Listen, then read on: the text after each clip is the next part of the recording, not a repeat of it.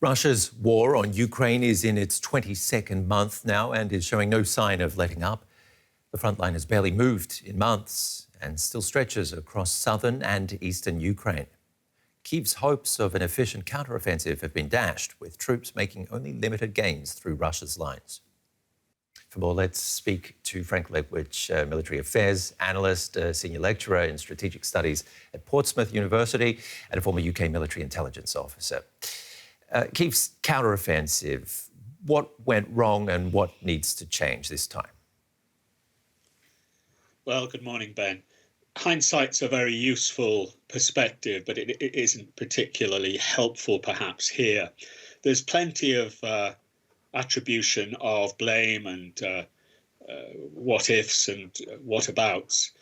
And they tend to revolve around two things. First, the timing of the beginning of the counteroffensive. So what some commentators say is that Kyiv was waiting for weapon systems. It delayed. It was trying to get to a situation where they were looking at more certainty, and all this resulted in delay.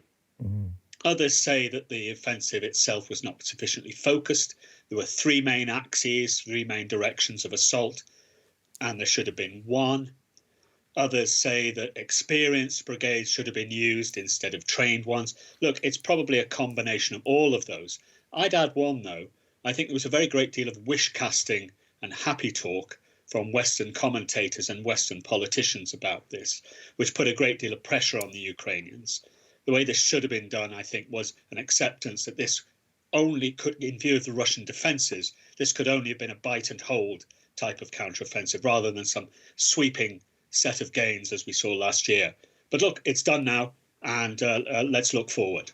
Well, Frank, looking forward, what about new weapons deliveries? Are they going to make some sort of difference?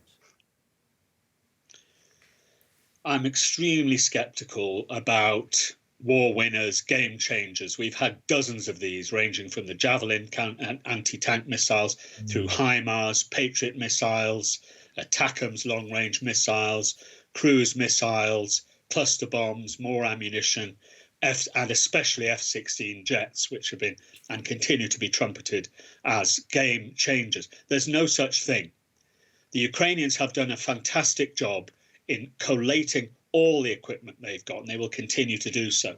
But in a war of attrition such as this, such as has been imposed on Ukraine, the key element really, well, there's two key elements. First is sustaining the supply of equipment and, most of all, ammunition. And that includes things like first-person view drones, which have become extremely important, increasing the supply of electronic countermeasures. Above all, in that context, ammunition. Helping the Ukrainians to, or rather not pressurizing them so that they have time to reform and, above all, build their staff work. Okay. These are the important, staff is planning. These are the important issues, not game-changing weapons. But, Frank, analysts say the Russians have done a fantastic job of digging in. How will the Ukrainians get through those Russian defensive lines? I think we have to be realistic. They're not going to get through those defensive lines, not in the near future. They were given, the Russians, many months to prepare, or got many months to prepare, and they prepared them extremely well. As one analyst put it, I think quite rightly, the Russians learn slowly, but when they learn at scale, and history shows us that. And the Surovikin lines, which is what you're talking about, these fixed lines, are extremely strong. And without the kind of thing the Ukrainians are never going to have, overwhelming air power, they'll never have that, not in the next 5 years, I think. Overwhelming artillery, and a 3-to-1 at least majority in terms of soldiers, which they'll never have either. They're not going to breach. And the best Ukrainians can hope for, I think, going forward this year, is to hold what they've got. And I think that would be a really significant achievement. If they do that, what they have to prevent are the Russians, in fact, breaking out of those lines behind Ukrainian lines, perhaps in the spring or summer. I suspect that won't happen, but that's what the Ukrainians are worried about, and rightly so. Mm-hmm. OK, well, both sides have had a lot of practice after 22 months. Military analyst Frank Ledwidge, thank you very much for your time. Thank you, sir. For Ukrainian soldiers on the front lines, the stress is unrelenting. And the army has now started deploying psychologists to the battlefield to help troops cope. DW's Mathias Bölinger visited one therapy session in Ukraine's Donbas. For these soldiers on a training ground behind the front lines, it's not just fighting on the schedule today. Right here on the shooting range, Oleg Hukovsky, the brigade psychologist, has scheduled a session on mental health. The soldiers practice fighting here, so the nervous system is already at an elevated excitement level. And that is a good environment to train certain habits.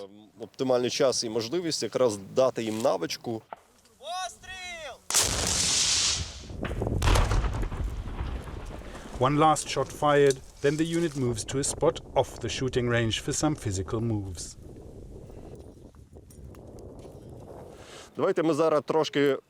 Let's do a few exercises of self-regulation.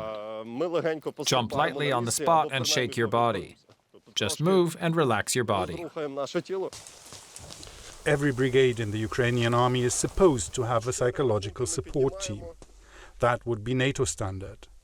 But many of the posts have remained unfilled. There aren't many specialists in the country. Oleg Hukovsky was a practicing psychiatrist and therapist before the war. Now he helps soldiers deal with exhaustion and stress. A long exhale calms down the nervous system. It tells the body that it's time to relax and that everything is fine. When I had panic attacks, I found that breathing exercises really helped. You feel an inexplicable influx of stress, and you don't understand what's happening. But when you manage to breathe calmly, it passes. I inhaled, exhaled, and went back to fighting. Oleg Hukovsky started working with the army in 2014 when he was rehabilitating traumatized soldiers as they returned to civil life. He does offer individual sessions here, but it's very different from what he did before.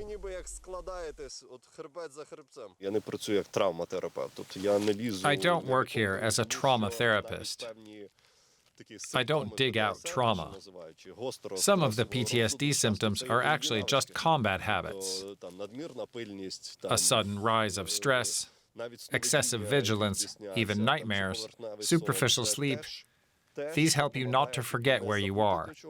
They might be painful, but they also motivate you. His aim is to help the soldiers to continue to function, to give them, as he puts it, the resources to stabilize. The acceptance of the program varies. This is not a movie. We don't perceive our job emotionally. We just fight. This is a war. Everybody needs support. Many hide their emotions. They say that they're not afraid. But in the end, we're humans. You can't hide these emotions forever. Many of them will have to deal with their trauma after the war. For now, their task is to carry on. Let's go over now to Ami Anisov. He's in Kyiv, our special correspondent. Ami, and good to see you. Give us a sense of the situation on the front lines right now.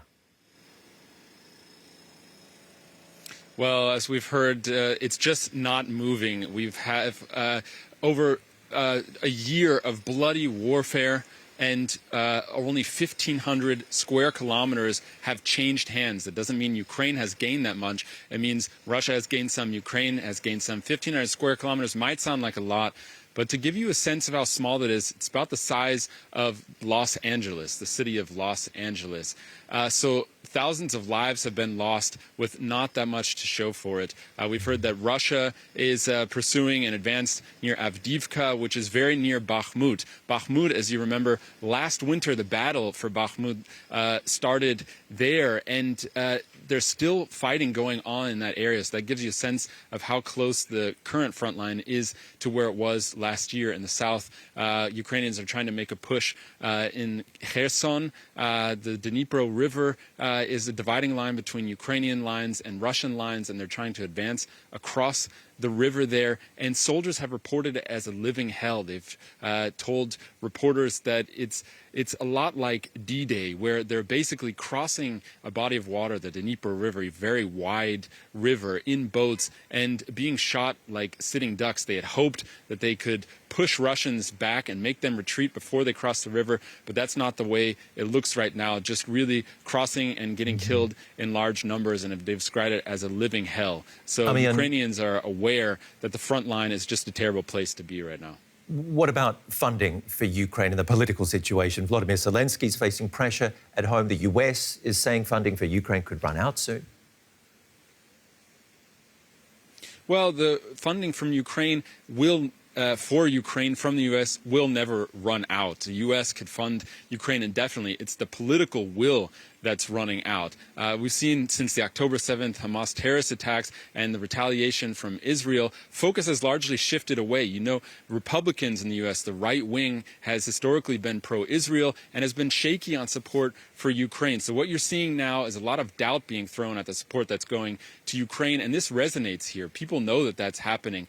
This hasn't actually affected the weapons shipments to Ukraine so far. It hasn't affected the situation on the ground, but a lot of people I've talked to here in Kyiv say that it's just a matter of time before that happens. Our special correspondent, Army and Isif in Kyiv, thank you very much for the analysis and for bringing us up to date.